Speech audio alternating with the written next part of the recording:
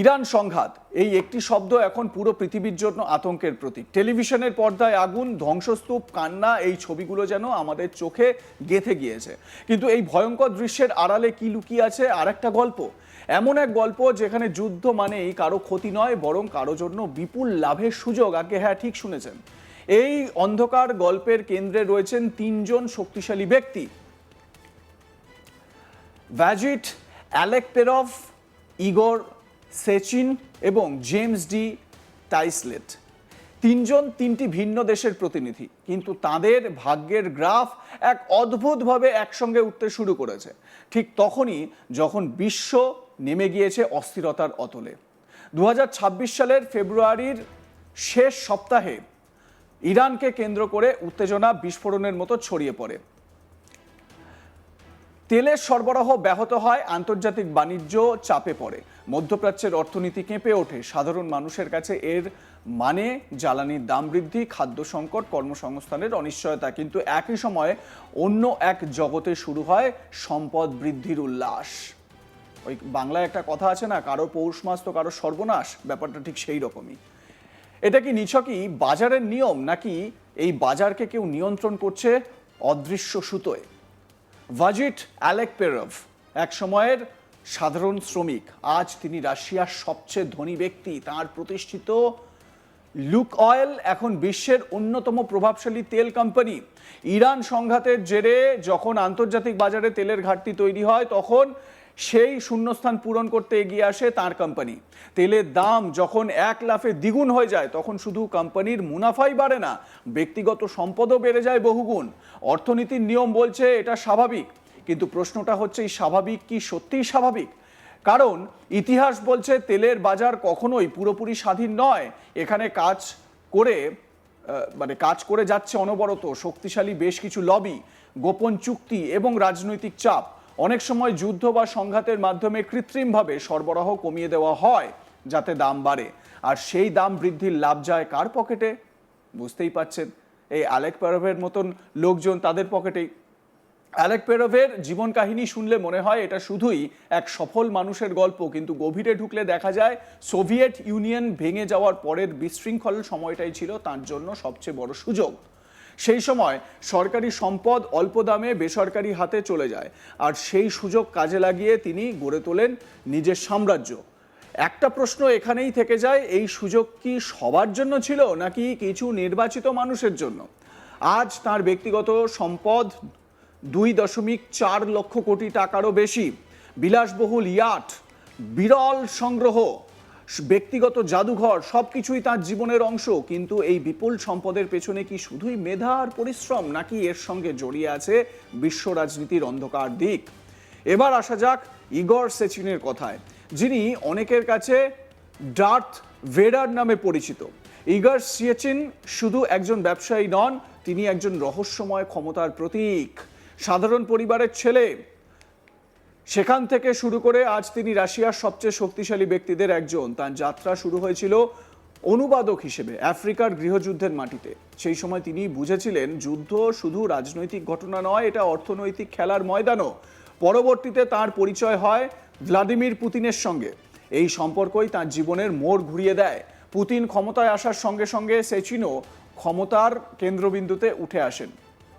আজ তিনি রসনেফটের সিইও, রাশিয়ার সবচেয়ে বড় রাষ্ট্রায়ত্ত তেল সংস্থা।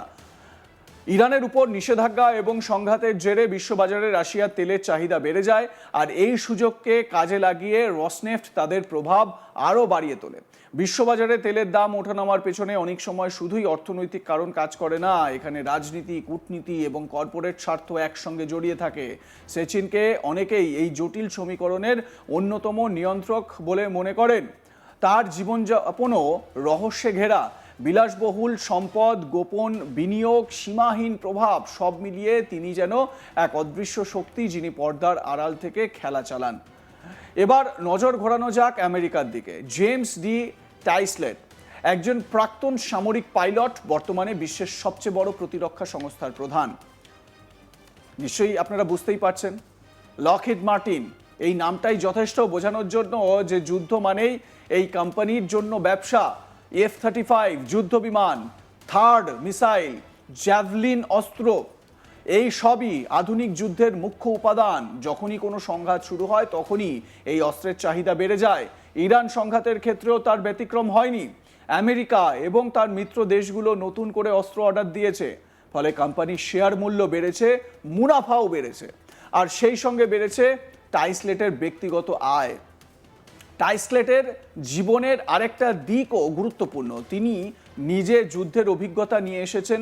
গালফ ওয়ারে তিনি পাইলট হিসেবে অংশ নিয়েছিলেন, কিন্তু সেই অভিজ্ঞতা কি তাকে যুদ্ধের ভয়াবহতা বুঝিয়েছে, নাকি যুদ্ধকে ব্যবসার সুযোগ নিতে এবং সেখান থেকে কিভাবে ফায়দা করা যায় সেটা শিখিয়েছে? আজ তিনি বিলাসবহুল জীবনে অভ্যস্ত। প্রাইভেট জেট, উচ্চ পর্যায়ের বৈঠক, রাজনৈতিক সংযোগ সব মিলিয়ে তিনি এমন এক জগতের অংশ যেখানে সিদ্ধান্ত নেওয়া হয় যুদ্ধ হবে কিনা, কোথায় হবে, কাদের মধ্যে হবে। এই তিনজন মানুষের গল্প আলাদা হলেও তাদের মধ্যে একটা অদ্ভুত মিল রয়েছে। যেন হাড়গুলো, মানে মুক্তগুলো এক সুতোয় গাঁথা এবং একটা হাড় তৈরি করেছে। যুদ্ধ যত বাড়ে তাদের লাভ তত বাড়ে। এটা কি শুধুই কাকতালীয়? বিশ্ব অর্থনীতিতে ওয়ার ইকোনমি বলে একটা ধারণা আছে, যেখানে যুদ্ধ মানেই নতুন অর্থনৈতিক চক্রের সূচনা। তেলের দাম বাড়ে, অস্ত্রের চাহিদা বাড়ে, পুনর্গঠনের কাজ শুরু হয়, সব মিলিয়ে তৈরি হয় এক বিশাল অর্থনৈতিক প্রবাহ। কিন্তু এই প্রবাহের নিয়ন্ত্রণ থাকে কার হাতে? সাধারণ মানুষ যেখানে যুদ্ধের কারণে ক্ষতিগ্রস্ত হয়, সেখানে কিছু কর্পোরেট অর্গানাইজেশনের সঙ্গে যুক্ত মানুষ, কর্পোরেট কর্তা, তাদের মালিকরা হয়ে ওঠে সবচেয়ে বড় লাভবান। এই বৈষম্যই জন্ম দেয় সন্দেহের, যুদ্ধ কি সত্যি অনিবার্য নাকি এটা পরিকল্পিত?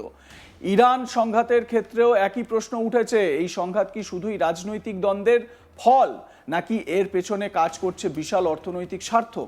বিশ্বের ইতিহাস ঘাঁটলে দেখা যায় অনেক যুদ্ধের পেছনেই অর্থনৈতিক উদ্দেশ্য ছিল, কখনো তেলের জন্য, কখনো প্রাকৃতিক সম্পদের জন্য, কখনো বা বাজার দখলের জন্য। আজকের বিশ্বে এই বিষয়গুলো আরো জটিল হয়ে উঠেছে, কারণ এখন শুধু দেশ নয়, কর্পোরেশনও গুরুত্বপূর্ণ ভূমিকা, বা কর্পোরেটরাও গুরুত্বপূর্ণ ভূমিকা পালন করছে। বড় বড় কোম্পানি, তাদের লবি, রাজনৈতিক প্রভাব সব মিলিয়ে তৈরি হয়েছে এক অদৃশ্য শক্তি, যা অনেক সময় রাষ্ট্রের থেকেও শক্তিশালী। বলা যেতে পারে এরাই একটা প্যারালাল গভর্নমেন্ট চালাচ্ছে। এই শক্তির সামনে সাধারণ মানুষ প্রায় অসহায়। যখন আমরা খবরের কাগজে পড়ি যুদ্ধের খবর, তখন আমরা দেখি শুধু ধ্বংস, কিন্তু সেই খবরের আড়ালে লুকিয়ে থাকে লাভের হিসেব, যা আমরা দেখতে পাই না। এই অদৃশ্য হিসেবটাই সবচেয়ে ভয়ঙ্কর, কারণ যদি যুদ্ধ থেকেই এত লাভ হয়, তাহলে কি কেউ চায় যুদ্ধ চলতেই থাকুক? এই প্রশ্নের উত্তর সহজ নয়, কিন্তু বাস্তবতা বলছে যুদ্ধ থামানোর থেকে অনেক সময় যুদ্ধ চালিয়ে যাওয়ার স্বার্থ বেশি শক্তিশালী হয়ে ওঠে। অন্তত এই তিনজন মানুষ, ভেজিট আলেকপেরভ, ইগর সেচিন এবং জেমস ডি টাইসলেট, তাদের গল্প সেই বাস্তবতার এক ঝলক মাত্র। লাইক, কমেন্ট, শেয়ার করে আপনাদের মতামত জানান। দেখতে থাকুন আজ তাক বাংলা, সাবস্ক্রাইব করুন আমাদের ইউটিউব চ্যানেলটি।